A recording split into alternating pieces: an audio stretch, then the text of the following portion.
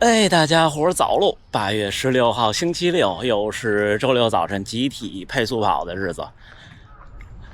我发现上周的那个疲劳的强度周之后，昨天那个小课表跑完，感觉右腿的臀部肌肉略微紧张。今天是调整的一天，今天跑一个匀速。今天最后的冲刺阶段放慢，就最后不全力冲了，稍微加一点速。这个周期就像我们一开始说好的，是个调整周期，上小强度，上可能上一点距离。对，因为昨天跑完那个和观众们跑了一圈，然后凑了凑距离，也是一个半马。天气还是特别的热，我从家跑过来3公里整就已经这样了。但是这2天的云都特别好看，你看。因为现在天亮的稍微晚一点了，我现在出门的时候还是微微的发黑的那个天，差不多5点之前天还是黑的了，然后蝉鸣也小了。看看我们的朋友们，今天那位2小时34的大神，就远处黑色衣服那位也来了。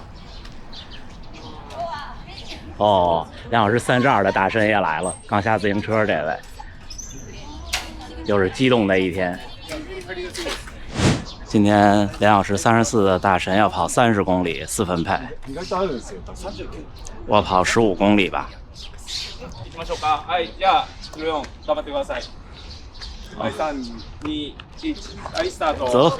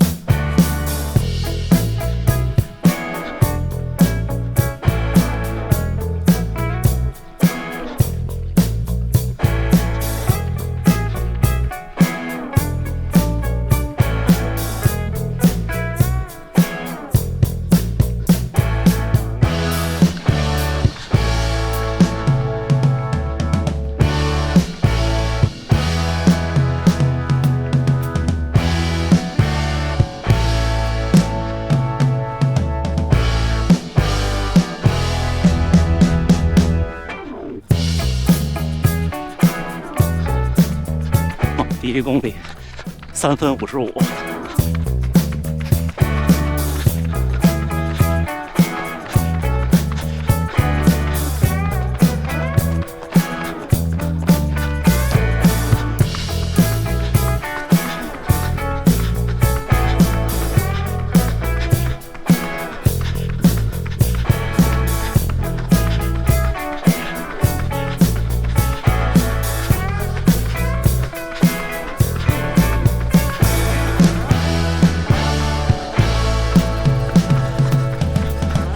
上1公里3分46，还有最后1公里。到了。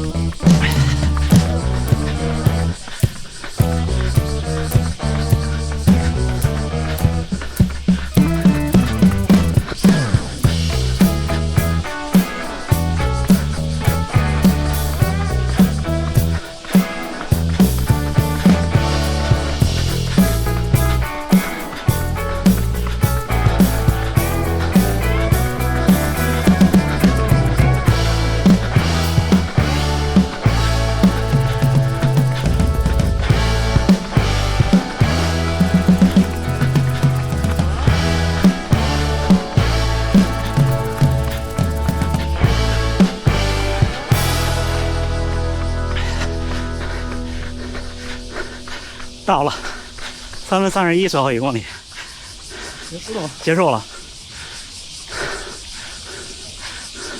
我在这儿待5分钟到10分钟，你随意。跑了多少啊？我没太关注你。没跑多少，跟了大概2公里吧。2公里，2个2公里，两个2公里。就你们跑到这儿的时候，然后我就跟着你们，差不多3分55、3分56。太快了，太快了！我以为你们4分配，其实跑到我看配速的话，已经到3分50了。哎，小伙伴们，又冷身了3公里回来。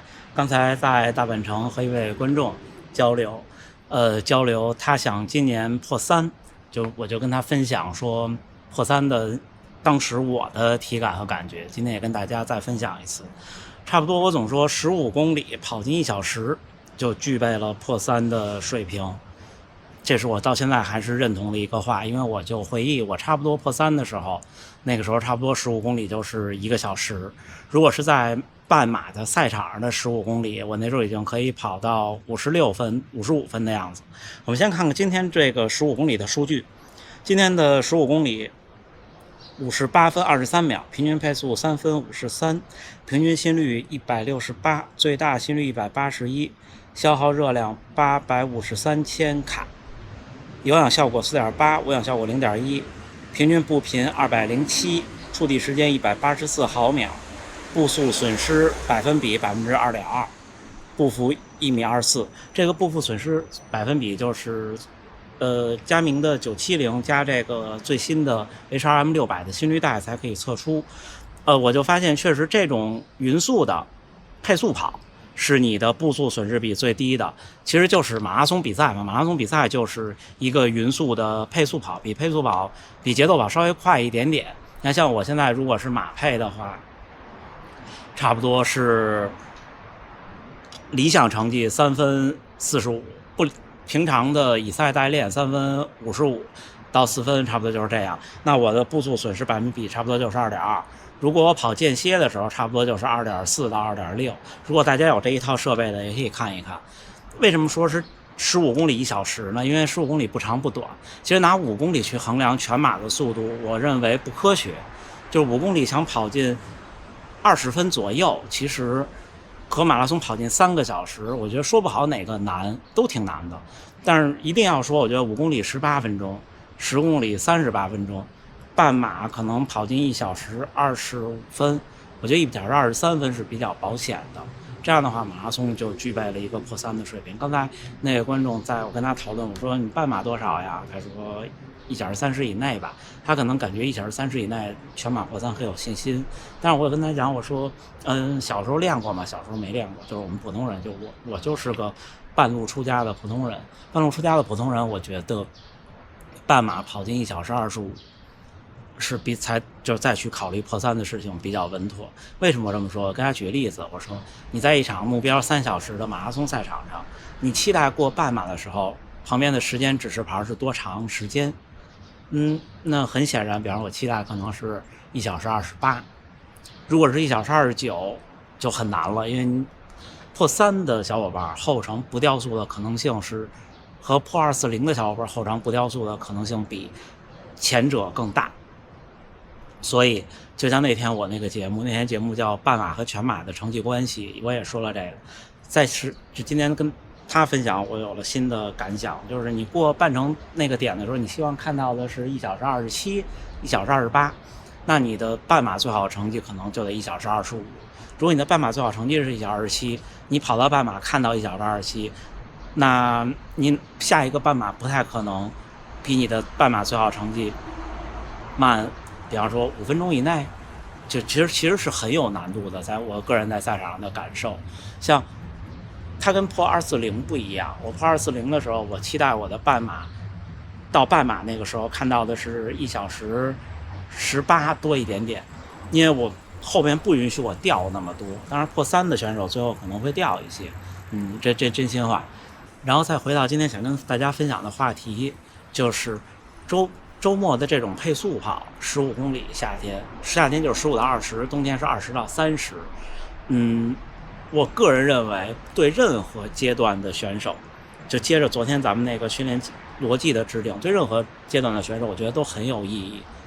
因为这种跑就是你不是很艰难，但是有点难。然后呢，会比间歇跑有成就感，然后会比间歇跑对身体的持续刺激更大。这种跑是让你的马拉松和半程马拉松的成绩能更进步的很重要的一环。虽然昨天我说对于3小时30以外的小伙伴多跑这种跑，对于破3以内的小伙伴多跑间歇跑，它不是绝对的，就不能说，就尤其是对3小时以内的小伙伴，如果你想再进一步的话，这种中长距离的节奏跑是不能少的。基本上就是3大块的训练：间歇跑、长距离跑和这种中距离的节奏跑。这3种训练自己去看比例，对我来说，其实现在差不多是2:2:1，就是间歇和这种配速跑都是2，然后长距离是1。然后但是在我的非备赛期，就是比方说4、5月份没有比赛了，那个时候呢，差不多就是1:1:1，这3个差不多比例是一样的。我说的这比例不是指总的距离，是指执行的次数。这差不多就是一个训练的逻辑。那对于马拉松还在4小时到3小时之间的这些小伙伴们，那大家的比例可以是甚至可以是0:2:2，就是我完全不跑间歇是没有问题的。就是自己掌握，你怎么掌握呢？还有一个不成熟的心态，就是你跑完这堂训练课以后，你身体的感受，你觉得我有没有变强？4小时以外的小伙伴基本上跑完间歇课以后更多的是我变累了，我不知道我有没有变强。但是你如果跑完一个8公里到12公里或者到15公里的这种跑完以后，你可以很明显的感受到我变强了。差不多就这么多，好吗？那今天是周6下午北京时间1点，咱们还是直播间跟大家聊聊跑步，好不好？最后还是祝大家能努力生活，健康平安，咱们下回再见。